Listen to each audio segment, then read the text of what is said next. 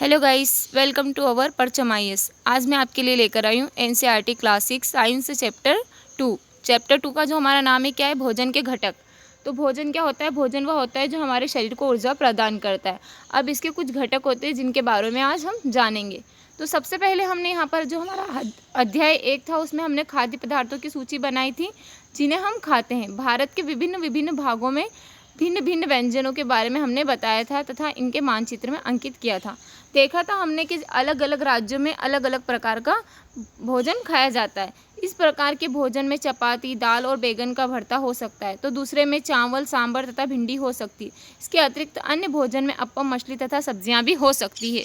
ये हमने देखा था कि अलग अलग प्रकार की यहाँ पर भोजन हो सकता है। जैसे कि यहाँ पर ये दिखाई दे रहा है चपाती, सब्जी, दाल वगैरह। ऐसे ही हम यहाँ पर क्रियाकलाप देखते हैं। फर्स्ट, आमतौर पर हमारे आहार में अन्न से बना कम से कम एक व्यंजन होता है। दूसरे खाद्य पदार्थों में दाल या मांस का कोई तथा सब्जी हो सकती है। इसमें दही, मट्ठा तथा अचार भी शामिल हो सकता है। हमने ये देखा था। इसी तरह के आहार के कुछ उदाहरण हम यहाँ पर सारणी में देखेंगे। अध्याय 1 में प्रस्तावित क्रियाकलाप 2 में आपके द्वारा सारणी में दर्शाए गए व्यंजन छांटिए। इस सूची में कुछ अन्य व्यंजन जोड़िए तथा इसे सारणी 2.1 में दर्शाइए कि हमने कौन कौन से भोजन के बारे में अध्याय 1 में देखा था। कभी कभी हम अपने भोजन में वस्तुतः इन सभी व्यंजनों को नहीं ले पाते हैं। यदि हम यात्रा में हैं तो तब हम वही खा लेते हैं जो रास्ते में उपलब्ध हो। जैसे कि हम कहीं पर जाते हैं सफ़र में, तो हमें क्या होता है, हमेशा चपाती, दाल, रोटी, सब्ज़ी वगैरह सब कुछ नहीं मिल पाता, लेकिन हम कुछ ही हमें खाने के आहार मिल सकते हैं और हम उनको खा करके हमारी यात्रा सफल बनाते हैं। हम में से कुछ लोगों के लिए यह संभव नहीं हो पाता है कि इस तरह की विविध व्यंजनों को हर समय खा सके। आहार में विभिन्न खाद्य पदार्थों के इस तरह के वितरण का कोई ना कोई आधार होना चाहिए। क्या हमारे शरीर को विशेष प्रयोजन के लिए विभिन्न प्रकार के भोजन की आवश्यकता होती है? तो हम इसके बारे में जानेंगे कि हमारे शरीर को अलग अलग प्रकार के भोजन की आवश्यकता होती है और क्यों होती है। विभिन्न प्रकार के खाद्य पदार्थों में क्या होता है? हम जानते हैं कि प्रत्येक व्यंजन एक या एक से अधिक प्रकार की कच्ची सामग्री से मिलकर बना होता है, जो हमें कहाँ से, पादपों से प्राप्त होता है। जैसे कि हम यहाँ पर देखते हैं, हमें जो सारणी दे रखी है इसमें कुछ राज्य दे रखे हैं और उनके भोजन दे रखे हैं। सबसे पहले हमें दे रखा है पंजाब। पंजाब में क्या खाया जाता है? मक्के की रोटी, राजमा, सरसों का साग, दही और घी। आंध्र प्रदेश में चावल, अरहर की दाल, कुंदरू, मट्ठा, घी, अचार। ये व्यंजन जो है यहाँ पर हमारे 2 स्टेट के बताए गए हैं। इसमें हम और भी स्टेट यहाँ पर जोड़ सकते हैं और उनके आहार के बारे में हम बता सकते हैं। अब हमने देखा था कि जो हमें भोजन जो मिलता है वो कहाँ से मिलता है? पादपों से या जंतुओं से मिलता है। इस कच्ची सामग्री के संगठन क्या हैं? इस कच्ची सामग्री में हमारे शरीर के लिए कुछ आवश्यक घटक होते हैं। इन घटकों को हम पोषक कहते हैं। जैसे कि हमने देखा था कि हम कई सारे संगठकों से मिलकर के हमारा जो भोजन बनता है, तो अब हमें उसमें देखना है कि कौन कौन से घटक होते हैं हमारे भोजन में। तो हमारे भोजन में मुख्य पोषक क्या क्या होते हैं? कार्बोहाइड्रेट, प्रोटीन, वसा, विटामिन, खनिज लवण है। इसके अतिरिक्त हमारे भोजन में रुक्षांश तथा जल भी शामिल है, जिनकी हमारे शरीर को आवश्यकता होती है। यहाँ पर हमने देखा कि हमारे भोजन में कौन कौन से पोषक तत्व होते हैं। क्या सभी खाद्य पदार्थों में ये सभी पोषक उपलब्ध होते हैं? कुछ साधारण विधियों से हम यह जान सकते हैं कि कच्ची सामग्री पके हुए भोजन में कौन सा एक या अधिक पोषक उपस्थित है। कार्बोहाइड्रेट, प्रोटीन तथा वसा के परीक्षण अन्य पोषकों के परीक्षणों की अपेक्षा सरल है। आइए हम इन परीक्षणों को करके देखते हैं। यहाँ पर इन परीक्षणों को करने के लिए आपको आयोडीन, कॉपर सल्फेट तथा कॉस्टिक सोडा विलयन की आवश्यकता होगी। आपको कुछ परख नलियों तथा एक ड्रॉपर की भी आवश्यकता होगी। इन परीक्षणों को पके हुए भोजन तथा कच्ची सामग्री पर करें। इन परीक्षणों से प्राप्त प्रेक्षणों को जो हमारी 2.2 में दर्शाए तरीके से लिख सकते हैं। इन सारणी में कुछ खाद्य पदार्थ दर्शाए गए हैं। अपना परीक्षण इन पर या अन्य किसी उपलब्ध खाद्य पदार्थ पर कर सकते हैं। हम इन परीक्षणों को सावधानी से कीजिए और किसी भी रसायन को खाने या चखने का प्रयास मत कीजिए। जैसे कि हम यहाँ पर एक क्रियाकलाप करके देखते हैं कि हमारे इसमें परीक्षण करते हैं कि कौन सा पोषक उपलब्ध है हमारे खाने में। तो हम यहाँ पर परीक्षण करने के लिए हमने कुछ लिए हैं यहाँ पर पदार्थ। यदि आवश्यक विलयन तत्काल उपलब्ध नहीं है तो आपके अध्यापक निम्न विधि से उन्हें तैयार कर सकते हैं।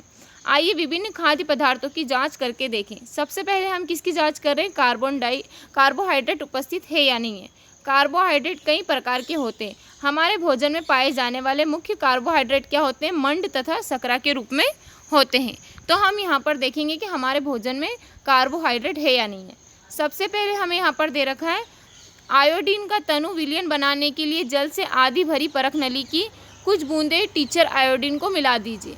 कॉपर सल्फेट विलयन में 100 मिलीलीटर जल में 2 ग्राम कॉपर सल्फेट घोलने से बन जाता है और यहाँ पर 100 मिलीलीटर जल में 10 ग्राम कास्टिक सोडा घोलने से हमें अभिष्ट कास्टिक सोडा विलयन मिल जाएगा। अब हम यहाँ पर देखेंगे किसी खाद्य पदार्थ में मंड है तो हम इसका आसानी से परीक्षण कर सकते हैं। हमने देखा कार्बोहाइड्रेट 2 प्रकार के होते हैं, मंड और शर्करा। तो हम यहाँ पर देखेंगे हमारे खाद्य पदार्थ में मंड है तो हम उसका आसानी से यहाँ पर पता लगाएंगे।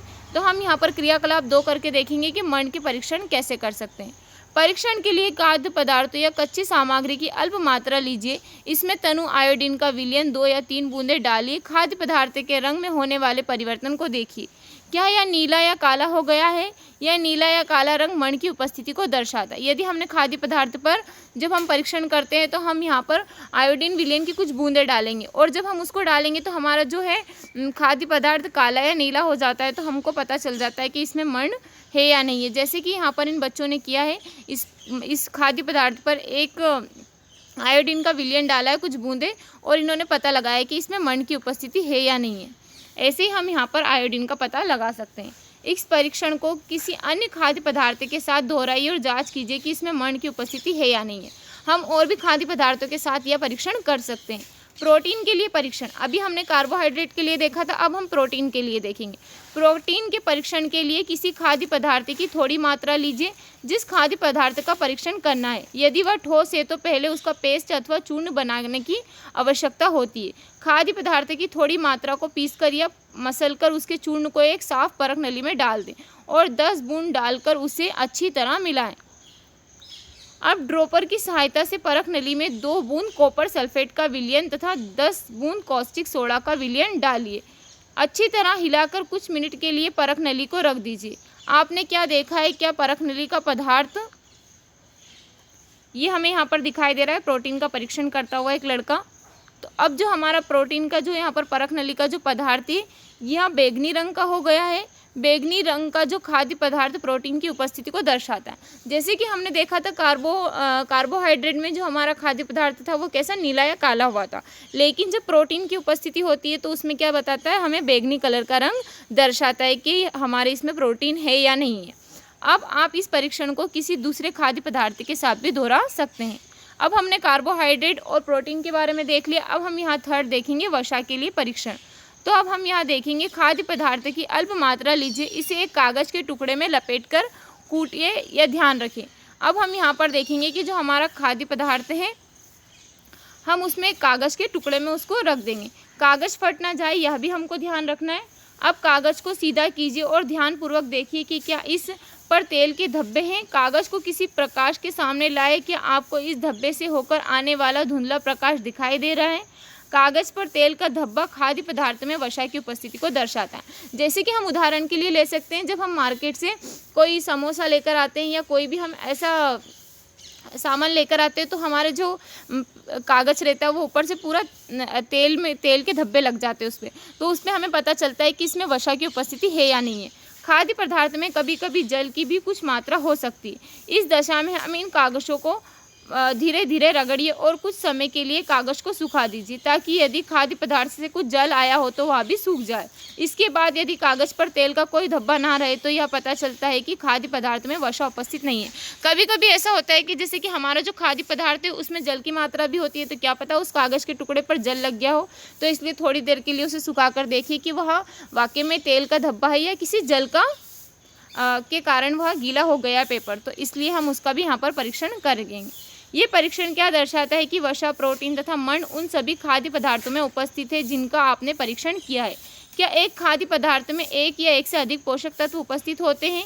क्या आपने कोई ऐसा खाद्य पदार्थ पाया है जिसमें आप इनमें से कोई पोषक तत्व उपस्थित ना हो?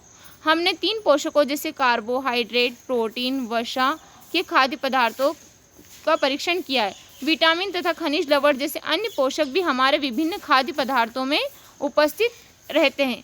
इन सभी पोषकों की हमें क्यों आवश्यकता होती है? अब हम यहाँ पर देखते हैं विभिन्न पोषक हमारे शरीर के लिए क्या करते हैं। जैसे कार्बोहाइड्रेट मुख्य रूप से हमारे शरीर को ऊर्जा प्रदान करते हैं। वसा से भी हमें ऊर्जा मिलती है। वास्तविकता यह है कि कार्बोहाइड्रेट की तुलना में वसा की समान मात्रा से हमें अधिक ऊर्जा प्राप्त होती है। वसा और कार्बोहाइड्रेट भोजन को ऊर्जा देने वाला भोजन भी कहते हैं। जो हमारा कार्बोहाइड्रेट है वो क्या करता है, भोजन को ऊर्जा देता है। अब हम यहाँ पर देखते हैं कार्बोहाइड्रेट के कुछ स्रोत है। कार्बोहाइड्रेट के जैसे कि शकरकंदी, गेहूँ, आलू, गन्ना, पपीता, तरबूज, आम, चावल, बाजरा, मक्का, ये सभी हमारे क्या हैं, कार्बोहाइड्रेट के। यहाँ पर हमको कुछ उदाहरण दिए हुए हैं जो हमको खाद्य पदार्थ हैं इनके, कि यहाँ पर हमको कार्बोहाइड्रेट कौन कौन से खाद्य पदार्थों से मिल सकता है। तो हमने यहाँ पर इसके कुछ एग्जाम्पल देखे। अब हम यहाँ पर देखते हैं जो हमारा वसा के स्रोत। तो वसा हमें कहाँ से मिलती है, तो सबसे पहले हमें दिया हुआ है सूरजमुखी का तेल, सरसों का तेल, नारियल का तेल, सोयाबीन का तेल। ये सारे तेल जो है हमारे, इससे हमें क्या मिलती है, यहाँ पर वसा हमें प्राप्त होती है। अब हम यहाँ पर देखेंगे प्रोटीन के सोर्स। प्रोटीन के स्रोत कैसे क्या होते हैं। तो प्रोटीन के स्रोत क्या होते हैं, जैसे कि मांस, घी, दूध, मक्खन, क्रीम, अंडे वगैरह, ये सब हमारे क्या है, ये यहाँ पर हमारे सारे प्रोटीन के स्रोत होते हैं जो हमें कहाँ से, जंतुओं से प्राप्त होते हैं। अब हम यहाँ पर देखते हैं, ये यहाँ पर हमारे जो है वसा के ही स्रोत है। जैसे कि घी वगैरह, मक्खन, ये सारे हमारे वसा के स्रोत है, लेकिन ये हमें किससे, जंतुओं से प्राप्त होते हैं। और हमने जो हमारा डायग्राम ए में देखा था वो क्या होते हैं, पादपों के स्रोत होते हैं। अब हम यहाँ पर प्रोटीन के स्रोत के बारे में बात करेंगे। जैसे कि हमारा चना, मूंग, तुअर दाल, राजमा, मटर, सोयाबीन, ये सारे हमारे क्या है, प्रोटीन के स्रोत है जो हमें पादपों से प्राप्त होते हैं।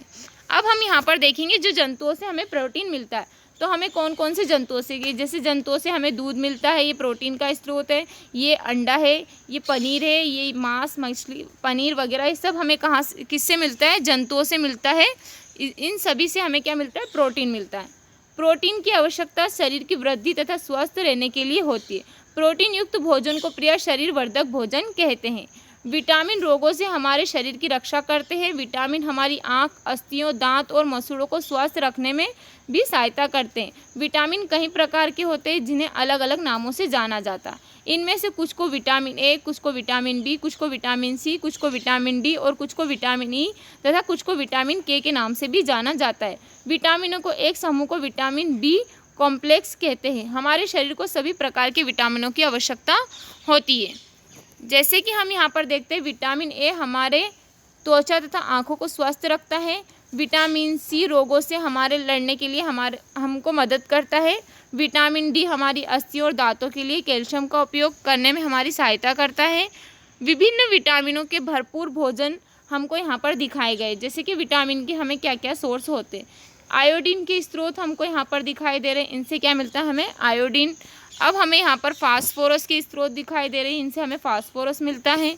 अब हमें यहाँ पर कुछ लोह के स्रोत दिखाई दे रहे हैं जिनसे हमें क्या मिलता है, लोह यानी आयरन के स्रोत दिखाई दे रहे हैं। हमें यहाँ पर कैल्शियम के स्रोत जिनसे हमें क्या मिलता है, कैल्शियम। ये सारे हमारे क्या हैं, कुछ खनिज लवणों के स्रोत है। अब हम यहाँ पर देखेंगे हमारे शरीर को जो विटामिन डी है वो कहाँ से मिलता है। तो विटामिन डी हमें सूर्य की उपस्थिति में हमें विटामिन डी प्राप्त होता है।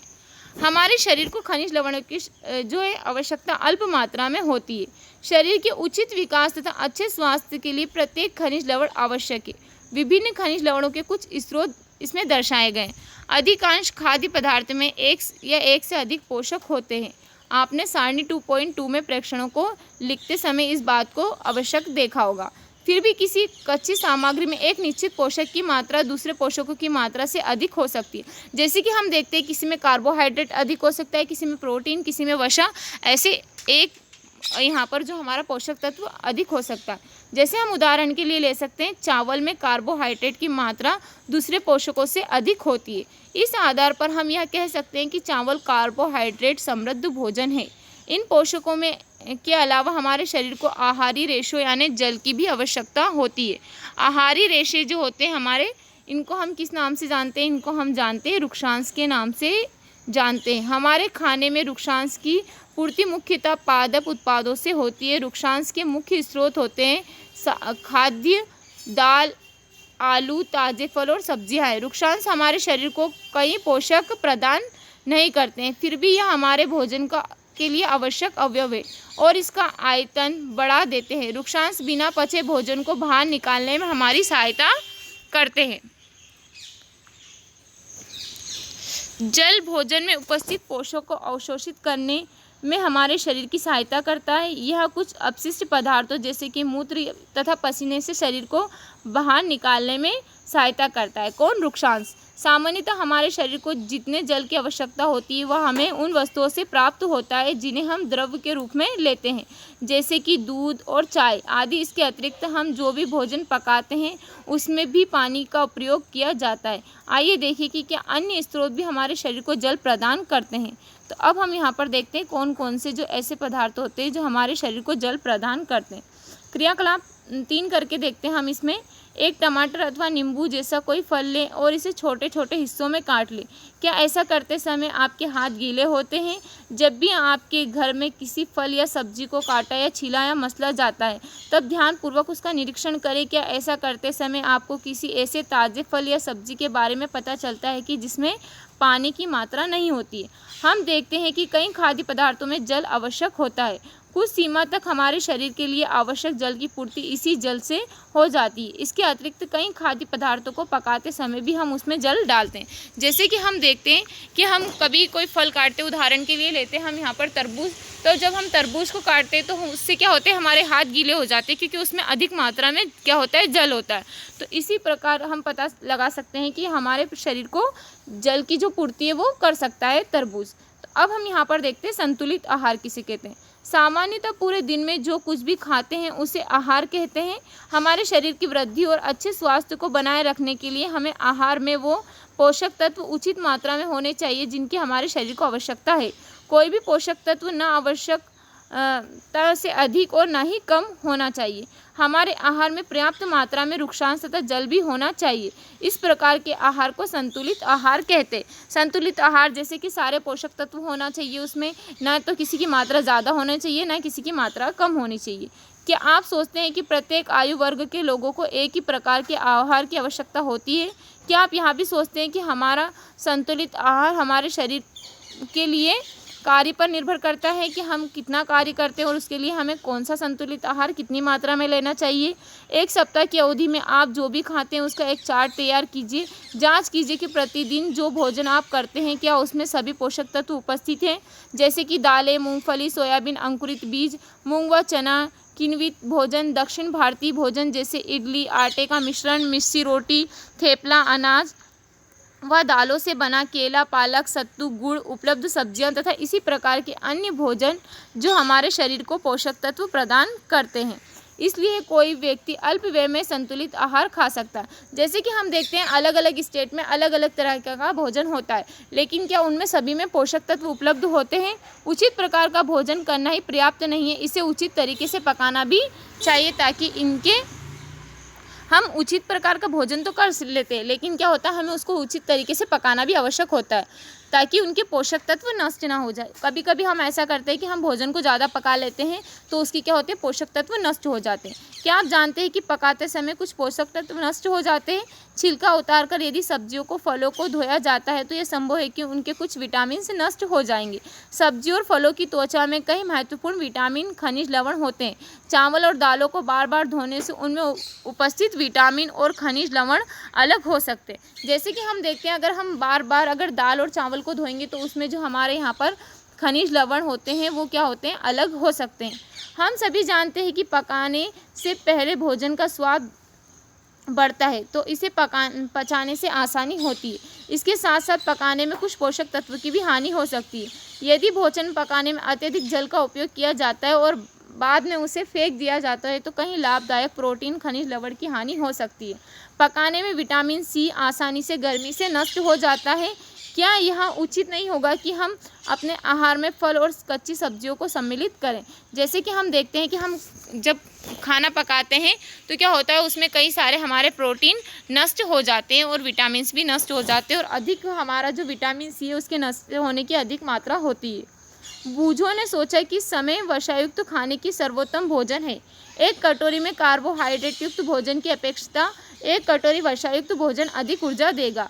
क्या ऐसा नहीं होता है? अतः उसने तली हुई चीज़ें, समोसा, पूरी, मलाई, रबड़ी, पेड़ा आदि प्रचुर वसायुक्त भोजन ही खाया और इसके अलावा कुछ नहीं खाया। क्या आप सोचते हैं कि वह ठीक था? निसंदेह नहीं, इतना अधिक वसायुक्त भोजन खाना हमारे शरीर के लिए बिल्कुल भी ठीक नहीं होता है। जैसे कि हम कहते हैं कि हमारे शरीर के लिए फास्ट फूड खाना, फास्ट फूड में क्या होता है, अधिक वसा होती है, तो हमारे शरीर के लिए क्या होता है, हानिकारक होता है। और ये जो वसा है हमारे शरीर को क्या करता है, अधिक मोटापा बना देता है हमारे शरीर में। अब देखते हैं हम अभावजन्य रोग जो होते हैं हमारे।